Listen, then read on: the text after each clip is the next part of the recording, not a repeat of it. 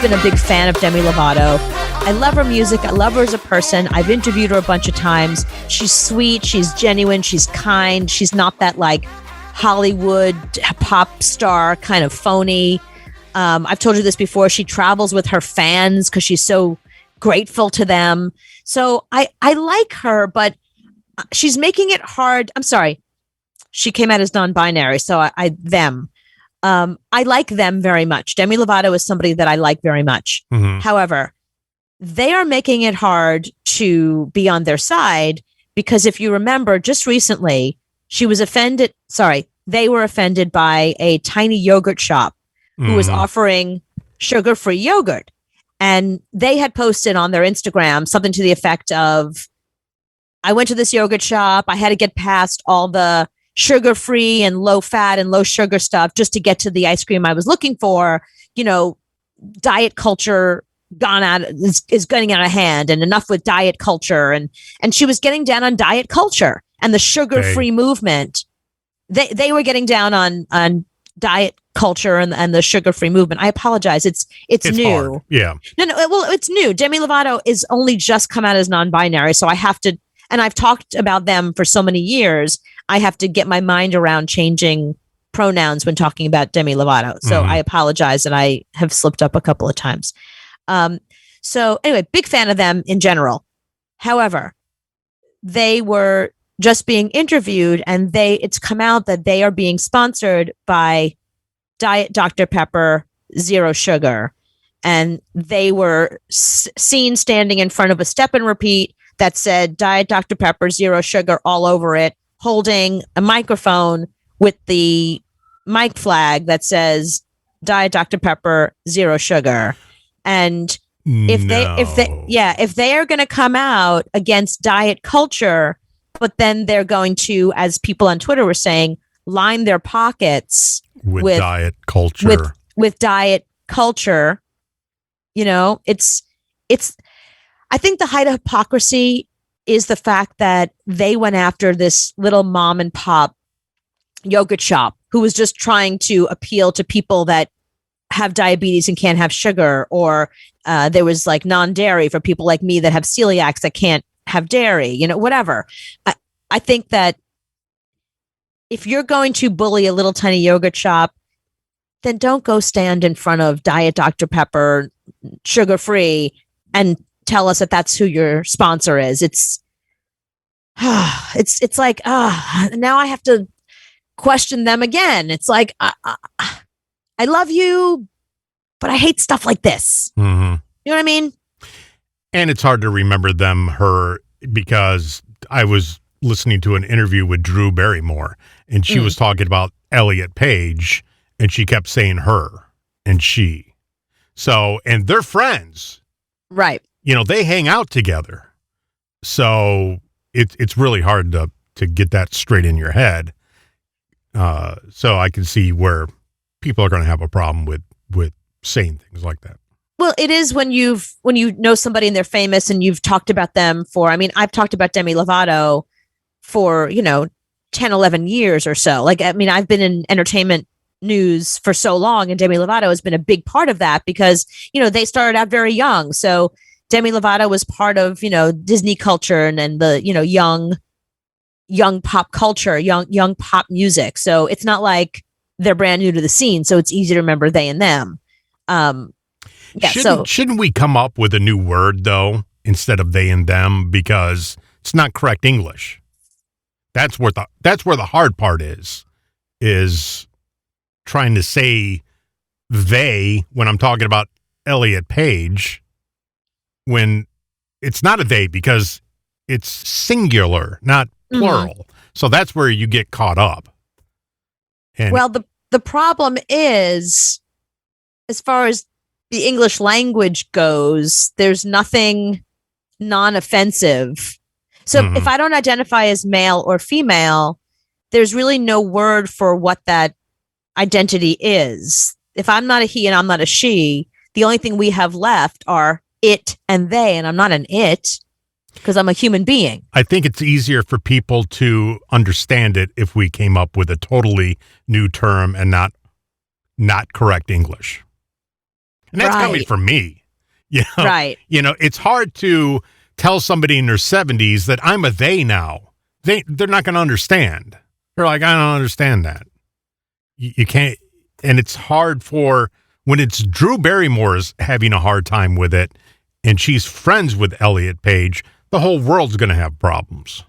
Well, that's why it's best to just call people by their names. Like when I refer to Thank Demi you. Lovato, I tend to just say Demi Lovato or Demi Right. said or Demi thought, or because, Demi is still Demi, I mean, it's whether they're a they or a them, they're still Demi Lovato. So I try just to use someone's name. And that makes a lot more sense. Because because the other problem is if you're talking about something, like I talk about them, and them, I could also be referring to lots of people. Yeah, so, them are you and Joe. That's them. Are we Right. going out with them tonight?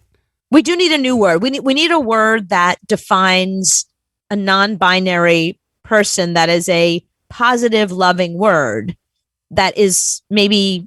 Yeah, we make up a word and it's a new word and it's a light, fun word, and then everybody uses it. Yeah, we came up with selfie. Right. We could come up with something that is. And if you called yourself Selfie, at least that's correct English. It's a good point. But when you're saying they and them, I get confused. I don't know if there's two Elliot Pages or two whoever's. Well, no, it's one person. But I know it's one I see what you're person, saying. but right. it's still, when you say it, it doesn't sound right. Or we have to keep saying they and them until it sounds right, until we feel like it makes Then sense we have to change say they and them when it comes to two people. I think that's the problem because she and her is very specific. She and her, we always know what we're talking about. They and them can be used so many different ways. If we're talking about a group of people, they're they. But if we're talking about Demi Lovato and Elliot, see, Demi Lovato and Elliot Page together is a they. I'm fine with that. Right. But what's interesting is if they're alone, they're still a they. And that's why people get confused. No, it drives me nuts in the South because people don't say, I'm going to go get my driver's license. What do they say? They say, I'm going to go get them. Huh. I'm going to go get them. You're going to get what? My license. Why is it an M? Why is it them? It has made me insane since I moved here because they always call license them. So now you're calling people that it's not correct. It just makes my head hurt. And I'm the one is for the worst English ever, but I'm the one saying it doesn't sound right to me. Yeah, no, you're right. We need like a new word. Because it's like we're calling you a group. I don't think that's right either. They're part of that group, them group, So something that's neither he nor she, but is both he and she. Together. Hesh. I'm fine with that. If we can all get behind it and just say, whatever. Put them both together. Put him and her together and whatever that comes up with. Go with it. But stop saying they and them. Because it makes no sense and it makes my head hurt. And I guarantee my parents will not know the hell you're talking about. My parents are going to think you're a moron. Not my parents, because my parents live in New York and they're used to it at this point. In fact, I remember we had the first conversation when Asia Kate Dillon from Billions came out as gender non-binary. That was the first I had heard of it in pop culture. And the thing that's interesting about it, and this is, this is the question. We didn't ask Cornelia what her pronouns were. We just assumed that Cornelia is a she. Our guest tonight. Yeah. So I think that's one of the things now that you're supposed to ask people. You're not supposed to assume just because you're looking at them. Why can't we just call her Cornelia? Well, we did. We called her Cornelia. Why can't we just call her Cornelia? We don't have to put a stamp on her. Well, we said her like 19 times just now. Exactly. See, it's all confusing. That's why I don't like it. I don't like none of this. Just call that person Cornelia. Anyway, the bigger issue is that Demi Lovato is a real hypocrite, and people are very upset. People are very upset with them right now because they ragged on diet culture, and yet they are making money off of diet culture. One person said, LOL, so now she composed with a zero sugar drink. Another tweeted alongside that with the speak no evil and thinking face emojis. But it's interesting. Everybody used she on there. Nobody used they and them when they were pointing out Demi Lovato's hypocrisy. Because everybody didn't get the memo. It just came out a couple of weeks ago. Yeah. Nobody got the press release. We just heard about it from you. If I didn't hear about it from you, I wouldn't know. You wouldn't have known. Yeah. No, and people would look at me like I got six heads if I'm calling them or her. I'm so confused. I find it interesting that Elliot Page decided to go with gender non-binary because this is just my friends. All of my friends who have transitioned, they spent so much time in the other gender.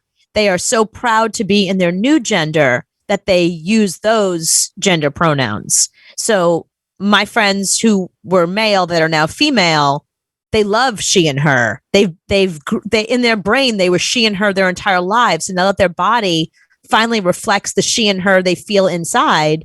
My friend Sam, my really good friend Sam, was on the show a couple of weeks ago. Sam is a trans man. Sam has been he and him.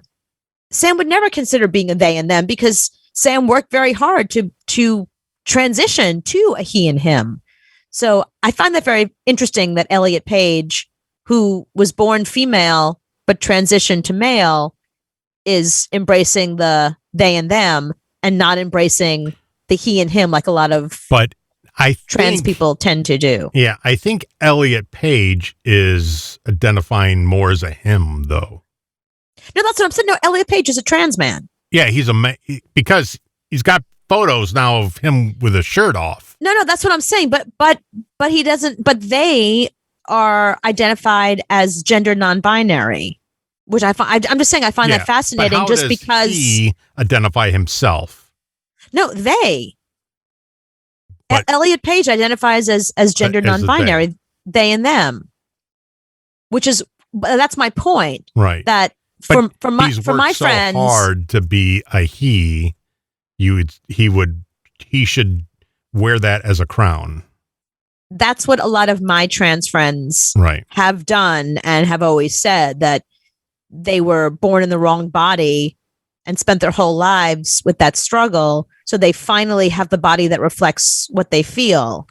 So they over embrace. They love the fact that they're finally the she, her, or he, him that they've always felt like they were inside. So I'm just saying that I find it interesting and fascinating that Elliot Page, who went through the same struggles, transitioned and embraced the gender non-binary, which, everyone's identity is different, but that's just what I'm, that's just the point I'm making, is that somebody like Chaz Bono is going to be a him. He worked so hard. But that's my point. Chaz Bono. Right. That's my point. That we don't know anything different now. We only see Chaz as a guy. Right. And I'm saying especially because Chaz Bono grew up in the public eye with famous parents. That's, in case you don't know, that's Cher's son.